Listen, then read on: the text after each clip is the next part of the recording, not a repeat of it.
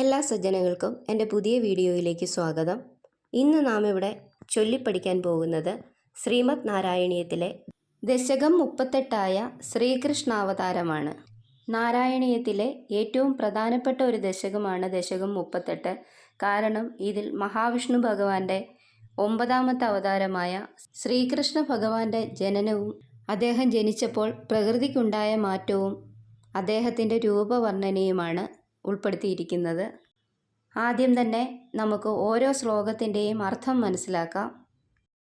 ആനന്ദരൂപനായ അല്ലയോ ഭഗവാൻ, അങ്ങയുടെ അവതാര സമയമെത്തിയപ്പോൾ ഉജ്ജ്വലിച്ചുകൊണ്ടിരിക്കുന്ന അങ്ങയുടെ അവയവങ്ങളിൽ നിന്ന് പുറപ്പെട്ട പ്രഭാരശ്മികൾ എന്ന് തോന്നുമാറ് ലസിച്ചിരുന്ന മേഘങ്ങളാൽ ആകാശദേശത്തെ ആവരണം ചെയ്തുകൊണ്ട് വർഷകാലം ഏറ്റവും പ്രശോഭിച്ചു എന്നാണ് 1ാം ശ്ലോകത്തിൽ പറയുന്നത്. അതായത് ഭഗവാന്റെ അവതാര സമയം അടുത്തെത്തിയപ്പോൾ ആകാശത്ത് കാർമേഘങ്ങൾ നിറഞ്ഞ് വർഷകാലം പ്രശോഭിച്ചു. ഭഗവാന്റെ ദിവ്യ ശരീരത്തിൽ നിന്നുള്ള പ്രകാശമാണ് കാർമേഘങ്ങളായി മാറിയതെന്ന് തോന്നും വിധമായിരുന്നു അത്. ദിക്കുകളെല്ലാം മഴവെള്ളം കൊണ്ട് തണുത്തിരിക്കുമ്പോൾ സജ്ജനങ്ങൾ അവരുടെ ആഗ്രഹം നിറവേറിയതിനാൽ സന്തോഷപരവശരായി തീർന്നിരിക്കുന്ന സമയം അർദ്ധരാത്രിയിൽ ചന്ദ്രോദയ സമയത്ത് 3 ലോകത്തിൻ്റെയും ക്ലേശനാശകനായ ഭഗവാൻ ഈ ഭൂലോകത്തിൽ അവതരിച്ചരുളി എന്നാണ് 2ാം ശ്ലോകത്തിൽ പറയുന്നത്. അതായത് മഴ പെയ്ത് അന്തരീക്ഷം തണുത്തു. ഭഗവാന്റെ വരവിനായി കാത്തിരുന്ന സജ്ജനങ്ങൾ ആനന്ദഭരിതരായി തീർന്നു. ബാലഭാവം കൈക്കൊണ്ടതായിരുന്നെങ്കിലും ഐശ്വര്യങ്ങളെ ധരിക്കുന്നതും കിരീടം, കൈവള, തോൾവളകൾ, മാലകൾ ഇവയുടെ ശോഭ ചേർന്നതും ശംഖം, ചക്രം, പത്മം, ഗദ ഇവകളാൽ ചുറ്റും പരിശോഭിച്ചുകൊണ്ടിരിക്കുന്നതുമായ മേഘശ്യാമളമായ തിരുമേനി കൊണ്ട് അങ്ങ് പരിലസിച്ചു എന്നാണ് 3ാം ശ്ലോകത്തിൽ പറയുന്നത്. അതായത് ചതുർഭുജങ്ങളോട് കൂടിയ സാക്ഷാൽ മഹാവിഷ്ണു ഭഗവാന്റെ രൂപം തന്നെ ബാലഭാവത്തിലാണെന്ന് മാത്രം. ഭഗവാൻ തിരുമാറിടത്തിൽ സുഖമായി സ്ഥിതി ചെയ്യുന്ന സൗന്ദര്യവതിയായ ലക്ഷ്മീദേവിയുടെ ലജ്ജാ സമ്മിളിതങ്ങളായ കടാക്ഷവർഷങ്ങളുടെ പ്രകാരഭേദങ്ങളെ കൊണ്ട് ആ ഭവനത്തിന് ദുരാത്മാവായ കംസനാൽ ഉണ്ടാക്കി തീർക്കപ്പെട്ട അലക്ഷ്മിയെ നിർമാർജനം ചെയ്യുന്നവനെ പോലെ ശോഭിച്ചു. ഇതാണ് ശ്ലോകം 4ൻ്റെ അർത്ഥം. അതായത് ഭഗവാന്റെ നെഞ്ചിൽ പൂർണ്ണമായും ലയിച്ചിരിക്കുന്ന ലക്ഷ്മീദേവിയുടെ നോട്ടം കാരണം ആ അന്തഃപുരമെല്ലാം പ്രകാശഭരിതമായി തീർന്നു. അങ്ങനെ കംസൻ ഉണ്ടാക്കി വെച്ച ഐശ്വര്യക്കേട് എല്ലാം മാറ്റിയതുപോലെയുള്ള പ്രഭ ചൊരിഞ്ഞ ഒരു രൂപമായിരുന്നു ഭഗവാന്റേത് എന്നാണ് 4ാം ശ്ലോകത്തിൽ ഭട്ടതിരിപ്പാട് പറയുന്നത്. വസുദേവനാകട്ടെ വികാരരഹിതന്മാരായ മഹർഷിവര്യന്മാരുടെ മനസ്സിന് പോലും അപ്രാപ്യമായ രമ്യവിഗ്രഹത്തെ സ്വന്തം കണ്ണുകൾ കൊണ്ട് നോക്കിയിട്ട് സന്തോഷാശ്രു, രോമാഞ്ചം, ഗദ്ഗദം എന്നീ വികാരങ്ങളാൽ ആർദ്രഹൃദയനായി കണ്ണുകൾക്ക് പൂന്തേൻ കണക്ക് സുഖകരനായിരിക്കുന്ന ഭഗവാനെ സ്തുതിച്ചു. ഇതാണ് ഭട്ടതിരിപ്പാട് 5ാം ശ്ലോകത്തിൽ പറയുന്നത്. അതായത് ആത്മനിയന്ത്രണം നേടിയ ഋഷിമാർക്ക് പോലും അപ്രാപ്യനായ ഭഗവാനെ കണ്ട വസുദേവർ സ്വന്തം കണ്ണുകളിലേക്ക് അദ്ദേഹത്തിൻ്റെ രൂപം നിറച്ചു. ഭഗവാനെ നേരിൽ കാണാൻ കഴിഞ്ഞ സന്തോഷത്തിൽ അദ്ദേഹത്തിന് അത്യധികമായ ആനന്ദവും നൊമ്പരവും ഉണ്ടായി. അങ്ങനെയുണ്ടായ വികാര വിക്ഷോഭത്താൽ അദ്ദേഹത്തിൻ്റെ കണ്ണുകളെല്ലാം നിറഞ്ഞ് അദ്ദേഹം ഭഗവാനെ സ്തുതിച്ചു എന്നാണ് പറയുന്നത്. അല്ലയോ ദേവ, പരമാത്മസ്വരൂപ, എന്നിൽ പ്രസാദിച്ചരുളിയാലും സന്താപവല്ലിയുടെ മൂലഛേദനം ചെയ്യുന്നതിനുള്ള സർവ്വനിയന്താതാവായും സാംശഭൂതനായ മായയെക്കൊണ്ട് സൃഷ്ട്യാദി ലീലകളെ നിർവഹിപ്പിക്കുന്നവനായും ഇരിക്കുന്ന ഭഗവാൻ കരുണാപരിപൂർണങ്ങളായ കടാക്ഷങ്ങളാൽ എൻ്റെ ദുഃഖങ്ങളെയെല്ലാം ദൂരീകരിക്കണമേ എന്നിങ്ങനെ വസുദേവൻ അദ്ദേഹത്തോട് പ്രാർത്ഥിക്കുന്നു. ഇതാണ് 6ാം ശ്ലോകത്തിൻ്റെ അർത്ഥം. അതായത് ദുഃഖത്തിൻ്റെ വള്ളിയെ മൂലഛേദനം ചെയ്യാൻ കഴിവുള്ള, ലോകം മുഴുവനും നിയന്ത്രിക്കാൻ കഴിവുള്ള അല്ലയോ സർവ്വനിയന്താതാവായ ഭഗവാനെ, എൻ്റെ ദുഃഖങ്ങളെയെല്ലാം അങ്ങയുടെ കൃപാകടാക്ഷത്താൽ ഇല്ലാതാക്കി തരണമേ എന്നാണ് അപേക്ഷിക്കുന്നത്. കണ്ണുനീരിൽ മുഴുകിയ ശരീരത്തോടു കൂടിയ മാതാവിനാൽ സ്തോത്രങ്ങളാൽ സ്തുതിക്കപ്പെട്ട ഗുണവിശേഷത്തോടു കൂടിയ കരുണാനിധിയായ ഭഗവാൻ അവർക്കായി പഴയ 2 ജന്മങ്ങളെപ്പറ്റിയും അറിയിച്ചിട്ട് അമ്മയുടെ വാക്കനുസരിച്ച് മനുഷ്യ ശിശുവിൻ്റെ രൂപം കൈക്കൊണ്ടു. ഇതാണ് 7-ാം ശ്ലോകത്തിൻ്റെ അർത്ഥം. അതായത് ഭഗവാനെ സ്വന്തം കുഞ്ഞിൻ്റെ രൂപത്തിൽ കണ്ട ദേവകി കണ്ണുനീരോടെ അദ്ദേഹത്തെ സ്തുതിക്കുന്നു. തൻ്റെ പിതാവിനും മാതാവിനും അവരുടെ പഴയ 2 ജന്മങ്ങളിലെ കഥകളെക്കുറിച്ച് വിവരിച്ചു പറഞ്ഞു കൊടുത്ത് ഭഗവാൻ അവരുടെ അഭ്യർത്ഥന അനുസരിച്ച് മനുഷ്യ ശിശുവിൻ്റെ രൂപം കൈക്കൊള്ളുന്നു. പിന്നീട് ആ വസുദേവൻ അങ്ങയാൽ പ്രേരിപ്പിക്കപ്പെട്ടവനായിട്ട് നന്ദഗോപൻ്റെ പുത്രിയുമായി അങ്ങയുടെ മാറ്റം സാധിക്കുന്നതിനു വേണ്ടി മഹർഷിമാരാൽ സ്മരിക്കപ്പെടുന്നവനും താമരപ്പൂവിലിരിക്കുന്ന അരയന്നക്കുഞ്ഞെന്ന പോലെ മനോഹരനായി കാണപ്പെടുന്നവനുമായ നിന്തിരുവടിയെ കൈകളിലെടുത്തു. ഇതാണ് ശ്ലോകം 8-ൻ്റെ അർത്ഥം. അതായത് ഭഗവാന്റെ നിർദ്ദേശപ്രകാരം ശൂരപുത്രനായ വസുദേവൻ ഭഗവാനെ നന്ദഗോപരുടെ പുത്രിയുമായി മാറ്റി സ്ഥാപിക്കാൻ തയ്യാറാകുന്നു. മഹാന്മാരായ മഹർഷിമാരുടെ മനസ്സിന് മാത്രം താങ്ങാൻ കഴിയുന്ന അങ്ങയെ താമരപ്പൂവിലിരിക്കുന്ന ഹംസത്തെ പോലെ കൈകളിലെടുത്തുയർത്തി എന്നാണ് പറയുന്നത്.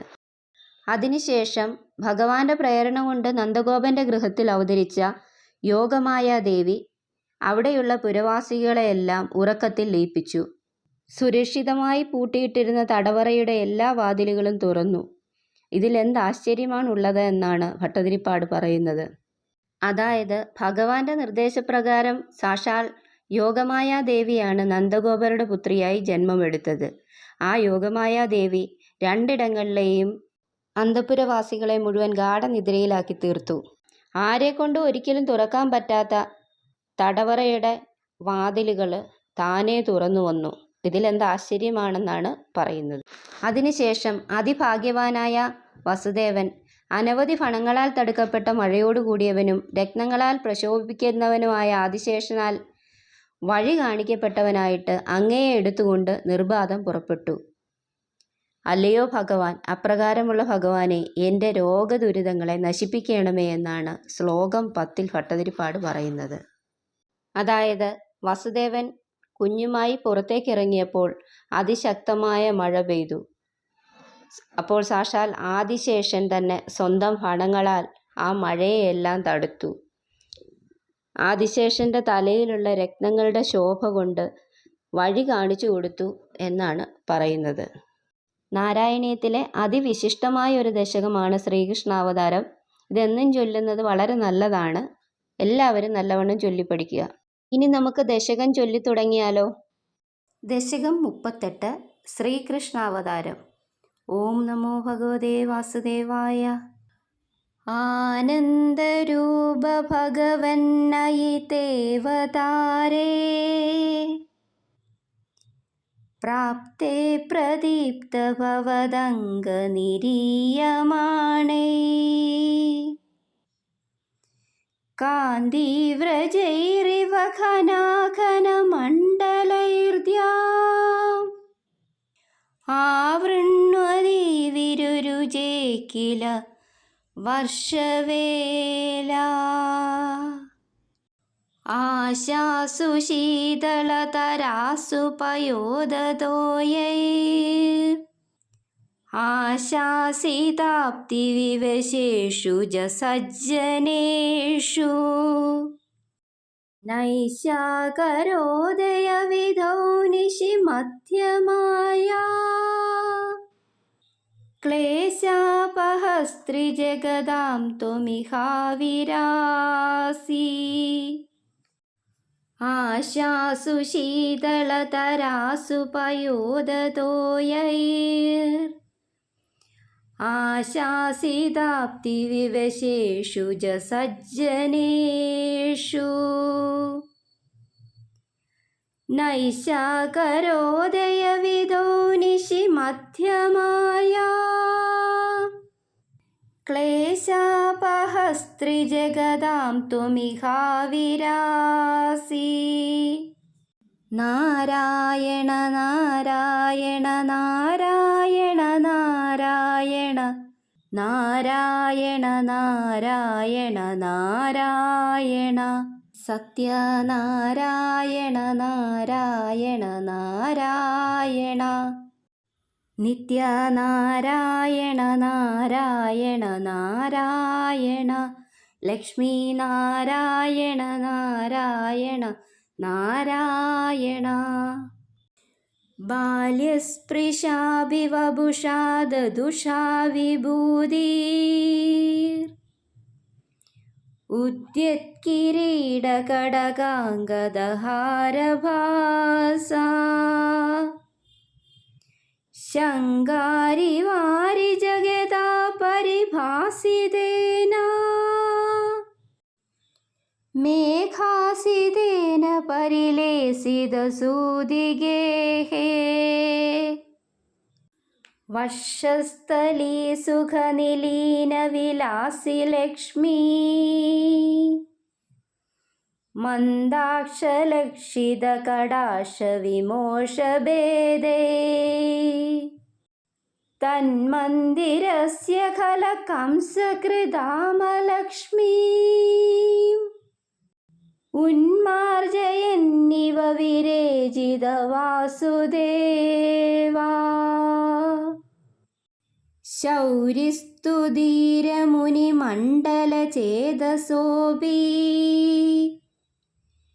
ദൂരസ്ഥിതം വപുരുദീക്ഷ്യ നിജേഷണാഭ്യാം.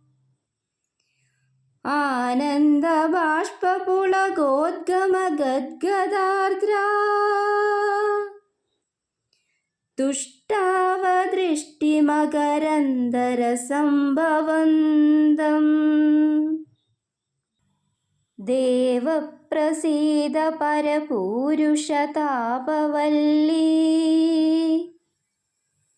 നിർലൂനിതാത്ര സമനേത്ര കലാവിലാസിൻ. ഖേദാനവാ കുരു കൃപാ ഗുരുഭിഃ കടാക്ഷൈഃ ഇത്യാദിതേന മുദിതേന ചിരം നുദോ ഭൂഃ. മാത്രാ ച നേത്രസലിലാസ്തൃതഗാത്രവല്യാ സ്തോത്രൈരഭിഷ്ടുതഗുണകരുണാലയസ്ത്വം. പ്രാചീനജന്മയുഗളം പ്രതിബോധ്യതാഭ്യാം മാധുർഗിരാദദിശമാനുഷബാലവേഷം. ത്വത്പ്രേരിതസ്തദനു നന്ദതനൂജയാ തേ വ്യത്യാസമാരചയിതും സഹി ശൂരസൂനു.